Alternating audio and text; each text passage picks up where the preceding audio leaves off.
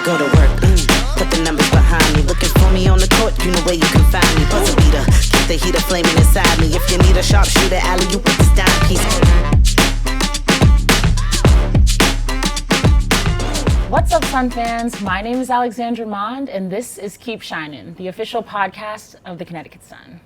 So today, we have a Yukon alum, a mother who's played not only in the WNBA, but at the international stage for Team France. And we're diving into just her story, what keeps her going, and many, many more things. So, Bria, welcome to Keep Shinin. Thanks for having me. So let's start with Yukon, being in Connecticut. You were such a big part of a historic era for this team. What do you remember most about your time at Yukon? What really sticks out to you? Man, there's so much. But I think with Yukon, they already kind of been a program that's been dominated for years. I actually came in and they just had back-to-back national championships. So just the standard that he sets for his players, no matter what generation, like he's been there since 1985, and you see that standard kind of just stay there for over 40 years. So that standard, how tough he is, he's going to push you to grow as a person and as a player. So just that, and he's just hard. Like, you go in there, he's going to challenge you to be better. He's going to challenge you to do things that you didn't even think you could do. So that's the biggest takeaway I have from Yukon, and then just winning some championships. Yeah. And like, what is something that you still think about in your daily process on this team that you learned from Gino or at your time at Yukon? I think just knowing that there's always a little bit more you can give. I think, especially when you first transition from high school to college, there's just that.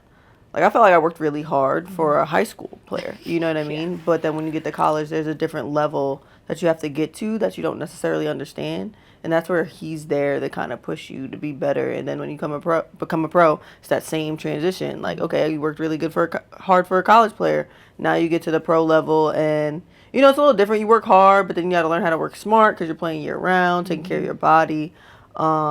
So I just think those different things that you learn to push you just kind of carry with you throughout your career playing. Yeah, and you mentioned high school, so I want to give North Babylon some love. Long Island. Yeah. Can you just kind of tell me about like what the basketball scene is like there, and like kind of what you grew up into and what playing was like for you? I mean, I was just a really like active kid, so we had a decent like youth program for like a bunch of different sports. So I played soccer, basketball, and lacrosse until I was 9 years old. My dad literally just put me in everything to keep me active. So yeah, we have me, and then Danny Green was from my hometown, and he was kind of a big deal. His dad was actually my varsity coach for my first couple of years, and he ran our youth program. So we have some big names, and then just out of Long Island, Tobias Harris too was the same age as me. We played together. We were like 9 and 10 years old. So I feel like undervalued Long Island basketball, but we got some hoopers, and then obviously like Sue Bird is probably like the all-time great out of Long Island.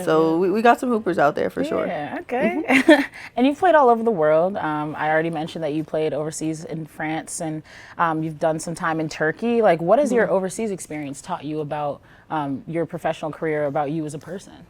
Being able to adapt to different cultures, different coaches, and being able to even live in another country, you know what I mean? So it really helps you become more open-minded, to adjust to different roles as a player. Like, my role overseas could be different than my role than what I play in the W. So I think it helped me grow as a player and learning how to succeed in multiple roles.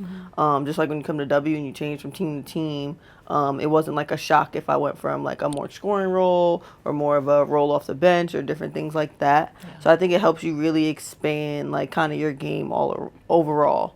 And then I loved playing in Turkey. I'm going back there this year. So that's been like a really great experience, just experience a different culture. And then playing for Team France was really meaningful for me, just to kind of honor my grandmother and her culture and where she comes from. And I qualified for the Olympics with that team. I didn't end up playing because I tore my ACL, but just having that experience and playing with them in a completely different culture, just, I don't know, I just have a lot of life experience and things that I probably never thought I would be able to do. Basketball has enabled me to do that. Yeah, that's awesome. And you mentioned, your ACL tears. I mean, how many surgeries have you had in like the last 2 years? Like 4 or 5? So starting in 2020, I had my first surgery. So in the last 5 years, I had, 4 years, I had 5 surgeries. Man, I mean, can you just tell us, like, what has that journey been like for you, getting back to the court? What keeps that drive for you of trying to get back here? And then also, like, the mental fortitude you have to have in dealing with injury. Yeah, that's a tough one. What keeps me going? Sometimes I don't know what kept me going. I would sit there sometimes like, am I still crazy for wanting to do this? A little. Kind of throughout the process, but I think all high level athletes are a little crazy. You know, you got to be crazy to do the stuff we do. Yes. But overall, I think what kept me going, I think it was the timing of my injury. That bubble season, I was really having a breakout season. And I just always wanted to get back to that or close to that. And then even the second one, I was here with the Connecticut Sun, and I had like a really good game. The game prior, I was like, okay, this is a role where I can kind of help this team, hopefully win a championship. And then I end up going down the next game. And I was only really back playing for 6 months after the first ACL. So there was just something in me, was just like, I just want to play. So then with the second one, I feel like mentally, I also knew what to do compared to the first one. So I was just like, nah, this is going to be a lot smoother. Like I was in like prehab for my knee, like literally the next day after I tore it. So I literally just took it one day at a time. Like, and I was like controlling what I can control, and then, you know, hoping to sign with teams, didn't, went overseas. So each step, like once there was like a no, it was like, okay, redirect, adjust, what's another way to get to the end goal and get back to the W. It was like, someone won't sign me this year, all right, they want to see me play, let me go overseas and play. I remember I was going to sign in Spain. Spain's season goes long, and with the prioritization rule, I was like, okay, I'm only going to Spain for half the season. Then either I'll go home or maybe I'll go to another team. Another team came, went with that. And then I think last year, going into camp, I ended up getting cut by the Aces. It was just hard playing like a whole overseas season and then trying to go into the WNBA. So approaching this year, I'm like, okay, let me play Athletes Unlimited. It's 6 weeks of playing versus a whole season. There'll be less wear and tear on my body, so that hopefully I can get into a camp and be good. And I took the year just kind of, I wanted to slim down a little bit, lean out a little bit, because I gained a lot of muscles with those injuries, just kind of lifting and building my strength back. So every step I took along the way was just like, what can I do that gives me the best chance to get back to the WNBA? Yeah, and I love that, like that story of resilience and like not taking no for an answer. I feel like, is that kind of how you are as a person normally? Like you just, you know, kind of almost stubborn, but like in a good way? 100%. Anyone that knows me will probably say I'm very stubborn.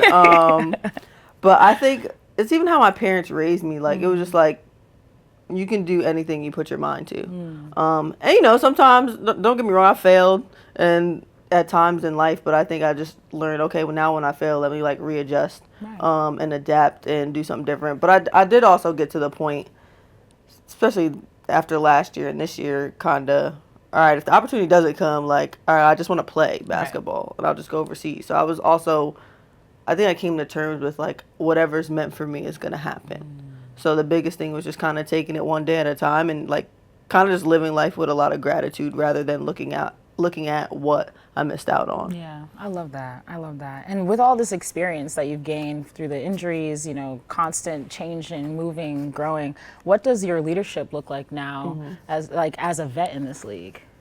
Yeah, I think I just try to be positive and I try to be encouraging. You know, sometimes in the moment you get emotional though, so like it's not always the best, but like you still come back to, like, heat of the moment you might have your reaction, but you always come back and try to encourage players when things aren't going your way. Just try to put a positive spin on it, because it's very easy to get kind of dragged down by the negative. During a season when you're not playing well, someone makes a mistake on the court, like, I think you can call someone out and hold them accountable, but also encourage them at the same time, just to be better. And I think that's the biggest thing for me, is just kind of maintaining a positive attitude. Even if I have a negative outward reaction internally, like, I know I always have that mindset. Yeah, that's awesome. And what are you most proud of right now in your personal life or in basketball? I'll say I'm most proud of kind of handling all that adversity and being a mom. Because, you know, there's moments where going through that ACL process, especially the first time and the second time, that are really difficult. And I think most people be around my son. He's very empathetic. And I think it's because he's watched me deal with different type of adversity like in life. Yeah. So just being a mom, being an example for him and kind of fighting through. And we always had this joke last year. He'd be like, Mom, I want something, this and that. And I'd be like, I don't have a job, like, or whatever. So it was really funny this year when I made the team. I called and I was like, Bryson, I got a job. Yeah. So, yeah, that's what I'm most proud of for sure. I love that. And does your son like watching you play? Does he like basketball? Yeah, he likes basketball. I'll say he favors soccer a lot more right now. But I also was like that when I was younger. I started playing soccer when I was like 4. Me too. And then it slowly dwindled as I got older and I transitioned into basketball. So he likes basketball. He likes watching. I think the only thing is sometimes like he's been in the gym with me and adults so much that he gets discouraged. Like if he sees everyone like making shots and he's not making as much. Yeah. So then he's just like, I'm going to just go play soccer. But right now more soccer, but he does like basketball. He does like other sports as well. So. And you mentioned like the motherhood aspect of dealing with injuries, but what does balance in general look like for you as a mom and a pro athlete? I mean, I tell people this all the time. I'm just winging it out here. I'm figuring just it out. throw some as spaghetti I at the go. wall. Right. Like, especially being a single mom for so long, it was just, my parents do a lot. They're extremely helpful. They've been retired for like 5 years, the last 5 years now, both of them. So they've helped. My dad's been retired since I was in high school, so at first he helped a lot more, which is different for a male to help changing diapers and stuff. Let's talk about that because this man, so I am best friends with her like god sister basically. Yep. And he was at every single one of my college games basically. Like I'd be like, wait, what are you doing here? He's like, listen, I had nowhere else to be. Right. He's great. Shout out to him. Anyways. Yes. But he's been retired since I was in high school. He's a big basketball fan. And like I said, my god sister, I've been around their family since I was like 2-3 years old. Yeah. So he tries to get out the games. He coaches boxing. But then like those early years when my mom was still working, he was one of the main ones helping me with Bryson. And we always joke, he never changed one of my diapers, but he changed Bryson's diapers. So having them helps a lot. And then honestly, I just kind of make the best decision as I go. Like certain times I go overseas, will he come with me? Like the early years, he came with me. I had a nanny.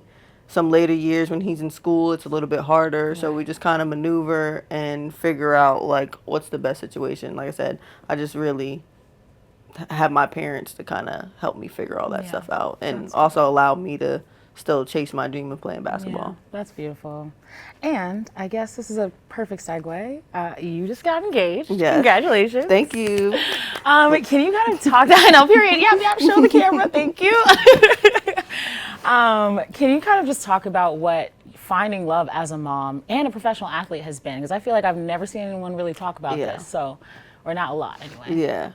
Yeah, it's difficult, especially like with my life. It's kind of moving around a lot and changing. Like I did 3 years in D.C., 3 in New York, while going back and forth to Turkey during those years. Then I ended up I'm from Minnesota to Phoenix, back to Turkey, to Indy, to Connecticut, back to Minnesota in the last, from 2020 basically. That's great. So you move around a lot. So like, maintaining that stability of meeting someone and maintaining a relationship makes it a little bit more difficult.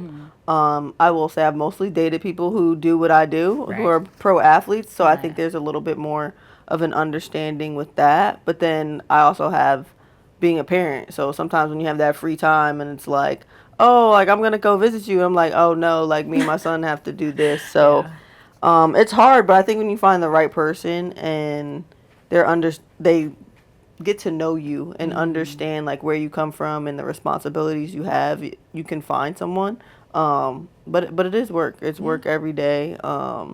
He also plays basketball overseas and we met over there. So I think we just take it one day at a time. I think we're older too now though. So it helped. I think we were a bit more intentional and we've done dating at a distance and now we finally to the point where like we want to get this right and we want to do it differently. So yeah, that's awesome. That's beautiful. And I was so excited. We got to be a part of your engagement shoot and I really appreciate that. Like kind of what was that experience like for you? Just like going and taking pictures and celebrating your love in that way. Yeah, it was cool. It was different because I mean, I'm not really like a super emotional person, I guess. You were definitely so one of our let me least just get a quick photo real quick so I got something to post. But no, I thought it was awesome. Looking at the pictures, they looked amazing. We really liked them. So We just got to figure out which one. There's so many. We got to figure out which one's the post. But it was really fun. It was cool. And especially with our lives being so, like, on the go, it was kind of nice to have that moment to, like, share together. Especially he's about to go overseas in, like, 2 weeks. So it was perfect timing. That's awesome. Any current faves, whether that's, skincare, music, books, movies, food? Like, what are you into? Lately, I've been watching shows. I'm like Netflix or like Amazon Prime. I was watching The Affair, which is old, and I actually watched like the first few seasons of it back, like I think probably when I first graduated college. Oh, Lord. But I didn't follow it for like the last few seasons, so I finally watched like the last 3 seasons. Different shows. Then I've been in like the crime shows, like the true crime shows. Yeah. So like the University of Idaho one, and then the big one is the Gilgo Beach one. That was on Netflix. Well, Gilgo Beach was like my town beach growing up on Long Island. So it was like over a span of like 30 years. This man was but anyway, it's a little gory, family show. but yeah. All right, and I feel like you're always switching up your hair, and we love that. Like, what's your hair care routine and like your favorite way to do your hair, especially for games? My favorite way to do my hair is the high puff, for sure. It's just a lot of work sometimes, so then for me, it's been like my hair staying healthy. So I'm braided up sometimes. Like I've had like heat damage in my hair in the past, so I'm like trying to get my curls to flourish a little bit more. So yeah, braids or anything to keep it up. Especially if I go overseas, it's definitely going to be in braids quite a bit more. Or I'll get like extensions and stuff like that. But I'm obsessed with my hair. People will say that like if you really talk to me, I'm just like, let me try this product or this product and figure out which one works. And I feel like I finally figured it out. What are your products? That you Right now, what am I using? Oh, the Dew Mousse. I really like. What is it? The Uncle Funky's, like the aloe vera gel. Oh. Is really good for my hair. I stopped with Eco Styler because that just flakes. And then Design Essentials leave-in conditioner. The almond and avocado one. That's my favorite. So those are my go-to. Okay, I know your hair smells good. Okay, so inquiring minds would like to know, sometimes some fan questions. What is your matcha order? My matcha order is, I actually don't even order it no more. I make it at home. Oh. And so matcha with oat milk, and then I'll add agave and cinnamon and a little bit of brown sugar. Oh, okay. I never would have guessed cinnamon. Yeah. Favorite pregame song? My favorite pregame song, probably anything Drake. To be honest, right now it's been What Did I Miss, just because that just came out. Yeah. But yeah, I've been a big Drake fan since I was in high school. It was actually, for a moment there, the only concerts I ever went to were Drake concerts. Really? Yeah. Probably for how many have you been to?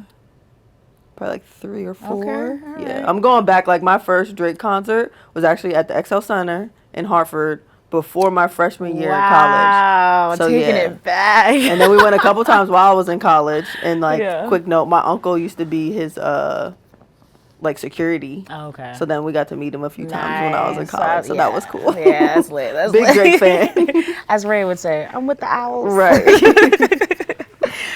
If you didn't play professional basketball, what would your career be? I always said I would try to be like either like a doctor or some type of like PT. Just because I was really big into like math and science when I was a kid. Even going through my recovery process with my ACLs, like I know that they get tired of me, but I ask so many questions and like I want the technical term. Like I don't want like the basics. I want to be able to like talk to another PT and act like I really know what I'm talking about. So yeah, that's definitely something I would do. I love it. How has your recovery process been this season? Like after practice or after games, like what's your recovery process? I think this last year or these last 2 years, I really tried to figure out what works best for me. I know a lot of people are like, oh, you icing your knees and all this other stuff. My knees, like they swell a little bit, but not crazy. I get more so stiff. So icing isn't really like a thing for me because then I'll get stiffer. So I'm more so like the sauna after practice, any type of heat, any type of mobility routine. And then Pilates was a big thing for me because my first ACL I didn't do as much Pilates, but the second one I noticed a difference in my recovery. So I think doing those types of things and then maybe some dry needling just to, because I get really tight and stiff pretty quickly. So those are like my main things. And then just proper rest, knowing when to listen to my body. Yeah. That's it. All right. What's your go-to pregame meal? My go-to pregame meal, I'm going to make salmon, sweet potatoes with spinach. Oh. Go-to. Go-to. Every game? For the most part, Okay. yeah. All right. For the most part. Unless we're on the road, you know what I'm saying? Then Yeah, it's just of like course. whatever's around. Yeah, whatever's around, But yeah. for sure. Who do you think is the most athletic person on your team? Naya, for sure. So Naya's, I remember when I first got here, because I watched her play in college a little bit, but seeing her in person, I was just like, oh yeah, she has a very high ceiling. Her athletic ability is just crazy. Then her hands are huge, like her long arms. So, and it seems so effortless too. It so does. just like when she begins to build on that and the intention behind it, she's gonna be really, really good. Yeah, every jump ball, even if she's against like a post player, I'm like, oh, Right. we got it. What's the longest commitment you've ever honored?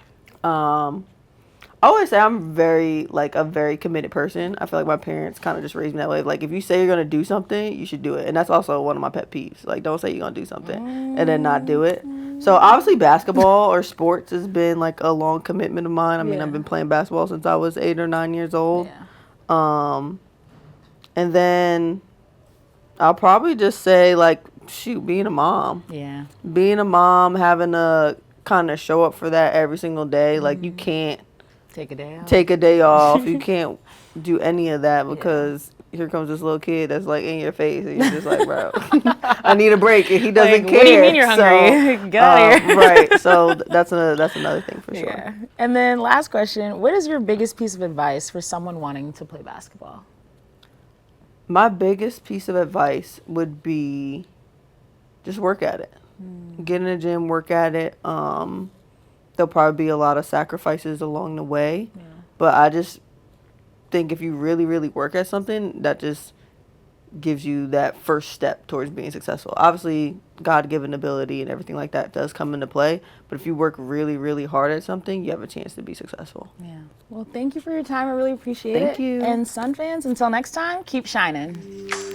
I go to work, put the numbers behind me. Looking for me on the court, you know where you can find me. Buzzer beater, keep the heater flaming inside me. If you need a sharpshooter, alley, you with this dime piece.